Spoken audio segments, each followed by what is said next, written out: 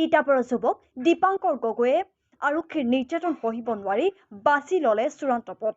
এতিয়া ন্যায় বিচাৰি পৰিয়ালৰ মুখ্যমন্ত্ৰী হিমন্ত বিশ্ব শৰ্মালৈ স্মাৰক পত্ৰ প্ৰেৰণ। 2023 চনৰ 26 ডিচেম্বৰ তাৰিখে যোৰহাট জিলাৰ তিতাবৰ মহকুমাৰ বিৰিণা হাইক বাৰিকুৰি গাঁৱৰ নিবাসী শ্ৰীযুত খগেন গগৈ আৰু দীপ্তি গগৈৰ একমাত্ৰ পুত্ৰ দীপাংকৰ গগৈয়ে পুলিচৰ সন্দেহবশত শাৰীৰিক আৰু মানসিক নিৰ্যাতন সহ্য কৰিব নোৱাৰি আত্মহত্যাৰ দৰে চৰম পন্থা বাছি ল'বলৈ বাধ্য হয়।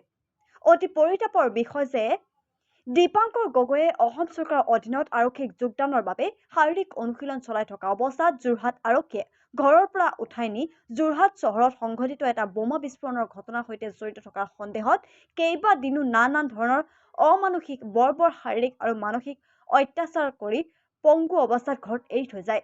পুলিচৰ এই অত্যাচাৰ সহ্য কৰিব নোৱাৰি ঘৰৰ একমাত্ৰ পুত্ৰ দীপাংকৰে বাছি ল'লে চৰম পন্থা। ঘৰখনৰ একমাত্ৰ পুত্ৰ সন্তান তথা উপাৰ্জনৰ একমাত্ৰ ৰাস্তাই আছিল দীপাংকৰ। দীপাংকৰৰ মৃত্যুত ৰোগীয়া পিতৃ মাতৃৰ লগতে দুৰ্ভগীয়া পৰিয়ালে এতিয়া দুৰ্ভোগ ভুগিবলগীয়া হৈছে। গতিকে মুখ্যমন্ত্ৰীয়ে এই বিষয়টোৰ ওপৰত বিবেচনা কৰি কিবা সিদ্ধান্ত ল'বৰ বাবে পৰিয়ালৰ লোকে এতিয়া অনুৰোধ জনাইছে। এতিয়া মুখ্যমন্ত্ৰীয়ে কি ব্যৱস্থা গ্ৰহণ কৰে সেয়া হ'ব সময়তহে লক্ষণীয় বিষয়। মৃত্যু মুখত পোৱা দীপাংকৰ মৃত্যু ন্যায় আমাক লাগিবই। পুলিচৰ অত্যাচাৰত মৃত্যু হোৱা দীপাংকৰ মৃত্যু ন্যায় আমাক লাগিবই। তদন্তৰ খাতিৰত এছপিক ছাছপেণ্ড কৰিব লাগিবই। পোনপ্ৰথমতে মই অসমৰ মুখ্যমন্ত্ৰী ডাঙৰীয়াক এটা প্ৰশ্ন সুধিবলৈ বিচাৰিম। প্ৰশাসন আৰু সাধাৰণ জনসাধাৰণৰ কাৰণে আইনখন বেলেগ বেলেগ নি? আজি 17 দিনে হ'ল মই মোৰ ভাইটিৰ নিৰ্যাতনৰ ওপৰত তেওঁ যোৰহাটৰ SP মোহনলাল মীনাৰ ওপৰত কেছ কৰিছোঁ। তেওঁ থানাত গোচৰ দিছোঁ। তেওঁলোকে এতিয়ালৈকে তেওঁৰ ওপৰত কিয় ব্যৱস্থা একো লোৱা নাই? আৰু তেওঁ এজন ন্যায়াধীশক পঠিয়াইছে, আমাৰ পৰিয়ালৰ ওচৰলৈ আহিছে। আমি তাৰ অনুপাতে তেওঁক সকলোখিনি কৈছোঁ, সকলোখিনি আমাৰ প্ৰমাণ দেখুৱাইছোঁ। তাৰ ওপৰত তেওঁ যোৰহাটৰ SP গৰাকীক এতিয়ালৈকে নিলম্বন কৰা নাই, বৰ্খাস্ত কৰা নাই কিয়?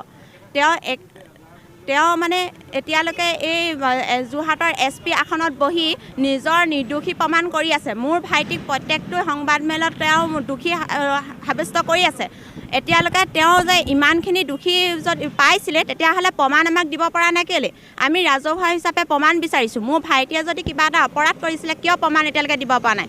এতিয়া তেওঁ 17 দিনৰ ভিতৰত কিয় মুখে গায়েহে আছে, দৃশ্য দেখুৱাই দিব পৰা নাই? আমি মুখৰ ভাষ্য আমি শুনিবলৈ বিচৰা নাই। তেওঁ যিখিনি পাইছে প্ৰমাণ মোৰ ভাইটিৰ বিষয়ে তেওঁ দৃশ্য দেখুৱাই দিয়ক। হয়, তিতাবৰ নগৰৰ মাজমজিয়াত আজি আমি যোৱা 26 ডিচেম্বৰ তাৰিখেই আৰক্ষীৰ নিৰ্যাতন সহ্য কৰিব নোৱাৰি চৰম পথ বাছি লোৱা তিতাবৰ বিৰিণা হাইকৰ যুৱক দীপাংকৰ গগৈৰ মৃত্যুৰ উচিত তদন্ত আৰু পৰিয়ালৰ ন্যায়ৰ দাবীত লগতে দোষী আৰক্ষী বিষয়াক কঠোৰ শাস্তিৰ দাবীত আজি আমি তিতাবৰৰ বিভিন্ন দল সংগঠন আৰু ৰাইজৰ সহযোগত এই প্ৰতিবাদী কাৰ্যসূচী ৰূপায়ণ কৰিছোঁ। মূলতঃ আমাৰ 6টা মূল দাবী। প্ৰথম কথা হৈছে যে অসম চৰকাৰে এগৰাকী অতিৰিক্ত মুখ্য ন্যায়াধীশৰ জৰিয়তে তদন্ত ঘোষণা কৰিলেও আমি ভাবোঁ যে যিহেতু অভিযুক্ত কোনো নদাই ভদাই যদু মধু হৰি নহয়, আমাৰ দীপাংকৰ হত্যাৰ মূল অভিযুক্ত হৈছে যোৰহাট আৰক্ষীৰ অধীক্ষকগৰাকী। এগৰাকী SP যেতিয়া এই গোটেই হত্যাকাণ্ডৰ লগত মূল অভিযুক্ত, তেতিয়াহ'লে সাধাৰণ এটা প্ৰশাসনিক তদন্তই কেতিয়াও আমাক ন্যায় দিয়াব নোৱাৰে। গতিকে আমি প্ৰশাসনিক অতিৰিক্ত মুখ্য সচিব KC চামাৰীয়া ডাঙৰীয়া তদন্তত সহযোগিতা আগবঢ়াই প্ৰতিবেদন প্ৰদান কৰিও আমি একেমুখে দাবী উত্থাপন কৰিছোঁ যে আমাক এগৰাকী অৱসৰপ্ৰাপ্ত ন্যায়াধীশৰ জৰিয়তে দীপাংকৰ হত্যাৰ তদন্ত লাগে।